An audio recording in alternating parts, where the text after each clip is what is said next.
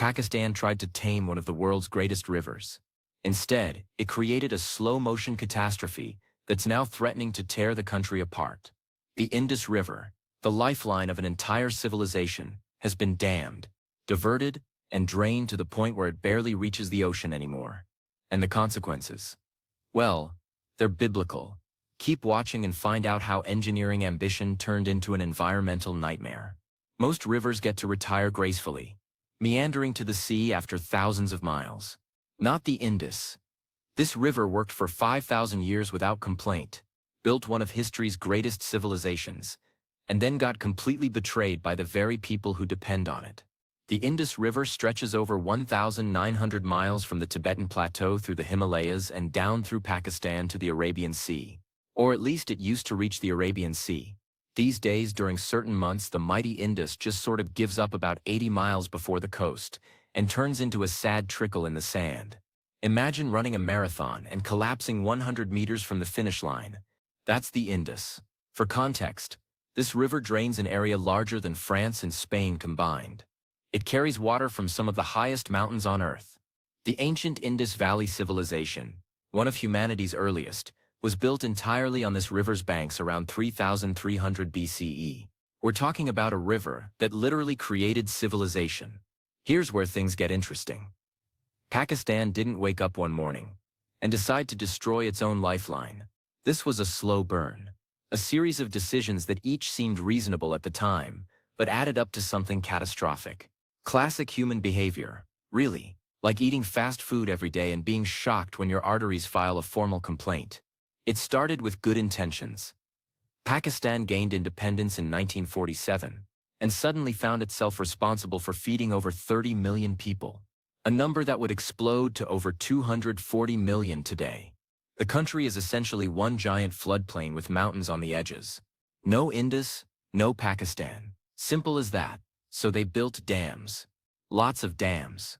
The crown jewel was Tarbela Dam, completed in 1976. At the time, it was the largest earth-filled dam in the world. And honestly, it's still an engineering marvel. This thing is massive. We're talking about a structure that's 9,000 feet long and 470 feet high. It created a reservoir that stretches for 50 miles. Everyone celebrated. Cheap hydroelectric power, controlled flooding, irrigation for millions of acres. What could go wrong? Everything. Everything could go wrong. But before we get to the catastrophe, we need to understand why the Indus is different from other rivers. Most rivers are divas, sure, but the Indus is a whole different category of temperamental. This river has a personality disorder.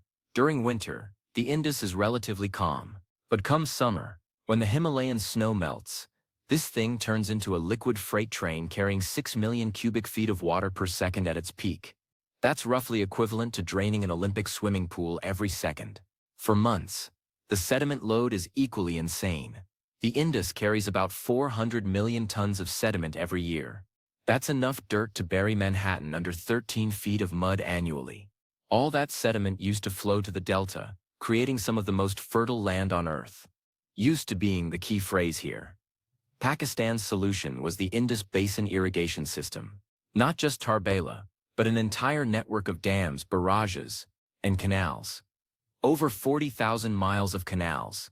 That's longer than Earth's circumference. The system irrigates about 40 million acres of land, making it the largest irrigation network on the planet. Impressive, right? Pakistan basically turned its entire country into one giant farm. But here's the problem with playing God with rivers. Rivers aren't just water highways. They're living systems. And when you choke a living system, it doesn't just stop working. It dies screaming. The first casualty was the Indus Delta. This used to be one of the world's great deltas, covering over 2,400 square miles of wetlands, mangrove forests, and fishing grounds. The mangroves alone stretched across 240,000 acres. Mangroves are nurseries for fish, barriers against cyclones, and carbon storage champions. They're basically nature's Swiss Army knife. Today, over 90% of the delta's mangroves are dead. Gone. The satellite images look like someone took a racer to the coastline. What used to be lush green forest is now barren mudflats. The fishing communities that lived there for generations watched their livelihoods literally dry up and blow away. The numbers are staggering. Before the dam construction rampage, the Indus discharged about 90 million acre-feet of water annually to the sea. By the 1990s, that had dropped to just 10 million acre-feet. That's an 89% reduction. Imagine if your paychecks suddenly dropped by 89%. That's what Pakistan did to the delta. Without fresh water flowing to the sea, something else moved in: salt water. The ocean doesn't wait for permission. It just advances. Seawater intrusion has penetrated over 60 miles inland in some places. Farmland that fed millions is now too salty to grow anything except regret. The city of Dhaka, once a major port city, now sits over 30 miles from the coastline. The sea literally left town. Over 1.2 million acres of agricultural land in Sindh province have been lost to salinity. That's an area larger than Delaware, just poisoned by salt because the river couldn't push back anymore. But wait, it gets worse. And yes, that's a phrase you're going to hear a lot in this story. The dams weren't just stealing water from the delta. They were also creating a ticking time bomb upstream. Remember all that sediment we mentioned? The 400 million tons per year? It doesn't just disappear. It has to go somewhere. And where it went was into the reservoirs behind the dams. Tarbela Dam's reservoir was designed to hold 9.7 million acre-feet of water. But every year, about 160,000 acre-feet of that capacity gets filled with sediment. Not water, mud. The reservoir is literally filling itself in. At current rates, Tarbela will lose half its storage capacity by 2030. That's not some distant future problem. That's next Tuesday. The economic implications are terrifying. Tarbela generates about 14 billion kilowatt-hours of electricity annually. That's enough to power roughly 14 million homes. As the reservoir fills with sediment, power generation drops. Rolling blackouts are a way of life. And it's going to get worse as the dam slowly transforms into the world's most expensive pile of mud. Mangla Dam, the other major dam on the Indus system, has the same problem. Built in 1967, it's lost about 30% of its storage capacity to sedimentation. They tried raising the dam height in 2009 to compensate, but that's just buying time. You can't raise a dam forever. Eventually, physics wins. Here's where the story gets even more complicated. Pakistan doesn't control the entire Indus. The river starts in Tibet, flows through India, and then enters Pakistan. Wants to use some of that water too. Enter the Indus Waters Treaty of 1960, one of the most successful water-sharing agreements in history. Brokered by the World Bank, the treaty gave India control of 3 eastern rivers and Pakistan control of 3 western rivers, including the Indus. It survived 3 wars between India and Pakistan. That's more stable than most celebrity marriages. But the treaty was written for a world that doesn't exist anymore. In 1960, Pakistan's population was 45 million. Now it's 240 million.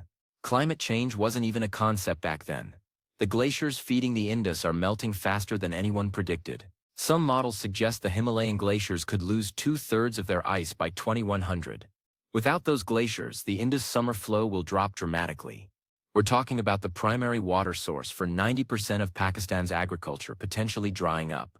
Not declining, disappearing. And Pakistan's groundwater isn't going to save them. The country is pumping groundwater like there's no tomorrow. If they keep going, there might not be. Farmers are drilling deeper and deeper, chasing the water table as it drops. Wells that were 100 feet deep now need to be 400 feet deep. The electricity cost alone to pump from that depth makes farming economically unviable for many. The World Bank estimates that Pakistan is the 3rd most water-stressed country in the world. They use 96% of their available renewable water resources. For comparison, the international water stress threshold is 40%. Pakistan has blown past that marker like it was a suggestion, not a warning. Let's talk about floods.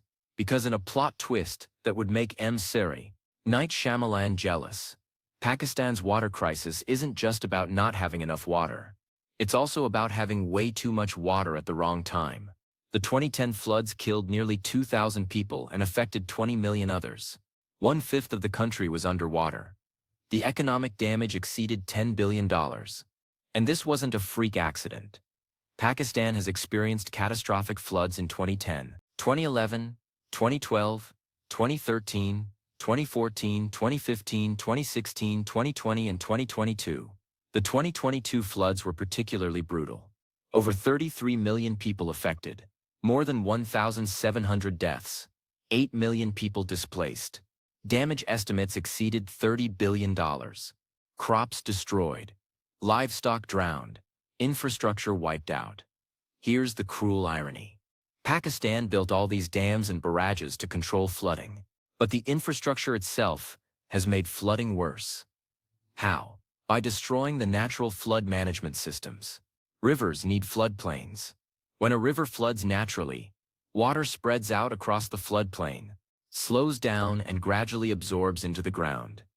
It's like nature's sponge. But Pakistan converted most of its floodplains into agricultural land, protected by embankments.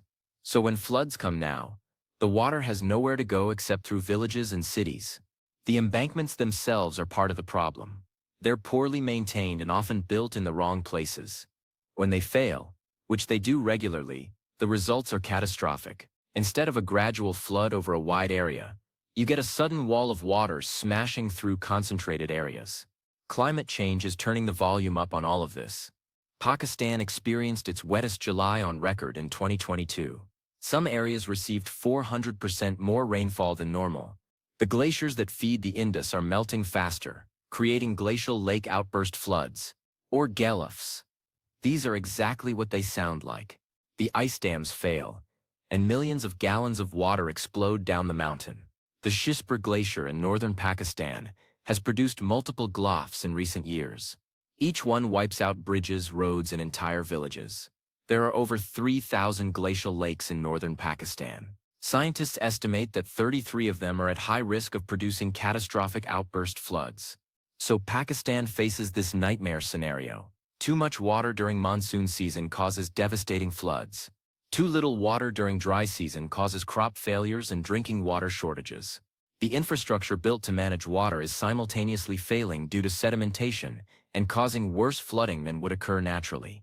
It's like Pakistan tried to perform surgery on itself while running a marathon. Blindfolded. The agricultural sector, which employs 40% of Pakistan's workforce and produces 20% of GDP, is getting hammered from all sides. Water scarcity, soil salinity, floods, droughts, pest outbreaks linked to climate change, and the irrigation system that was supposed to solve everything is falling apart. The canal system loses about 30 to 40% of water to seepage and evaporation before it even reaches the fields. That's not a leak, that's a hemorrhage. Farmers at the tail end of canals often receive no water at all during critical growing periods. Meanwhile, farmers at the head of the system waste water because they're not paying for volume, just access. The inequity is staggering. Large landowners with political connections get reliable water. Small farmers get whatever's left, which is often nothing. This creates a cycle of debt and poverty that's hollowing out rural Pakistan. And here's a fun fact that nobody wants to talk about. Karachi, Pakistan's largest city with over 16 million people, gets most of its water from the Indus. But the city's infrastructure is from the 1970s, designed for maybe 6 million people. Water theft is rampant. The tanker mafia controls distribution in many neighborhoods. The wealthy buy water. The poor wait in line for hours at public taps. During summer, parts of Karachi go weeks without piped water. This isn't some far-off crisis. This is happening right now. Pakistani cities are already facing day zero scenarios, where municipal water systems simply cannot supply enough water to meet demand. The proposed solution? Build more dams. Pakistan's government has plans for several new large dams, including Diamer Basha Dam, which would be the tallest roller-compacted concrete dam in the world. The price tag is around $14 billion. The timeline is decades. And the problems are immediate. Critics argue that building more dams without fixing the fundamental management issues is like trying to bail out a sinking ship with a teaspoon while ignoring the giant hole in the hull. The sediment problem won't go away. The climate change impacts won't go away. The inequitable distribution won't go away. What Pakistan actually needs is a complete overhaul of water management. Drip irrigation instead of flood irrigation. Water pricing that reflects actual costs. Protection and restoration of natural floodplains and wetlands. Groundwater recharge programs. Better forecasting and early warning systems. Cross-border cooperation with India and Afghanistan on water management. But all of that requires political will, massive investment, and probably some uncomfortable conversations about land reform and agricultural subsidies. So instead, Pakistan will probably just build more dams and hope for the best. The tragedy is that the Indus Delta isn't dead yet. Marine biologists have found that even the small freshwater flows that still reach the sea have allowed some mangrove regeneration. Fish populations rebound slightly during wet years. Nature wants to heal. It just needs help. Pakistan stands at a crossroads. Down one path is continued mismanagement, leading to agricultural collapse, mass migration, political instability, and potentially conflict with neighbors over water. Down the other path is difficult but necessary reform. The Indus River built Pakistan. It can sustain Pakistan, but only if Pakistan stops treating it like an enemy to be conquered and starts treating it like the lifeline it actually is. Every civilization that forgot that lesson learned it the hard way.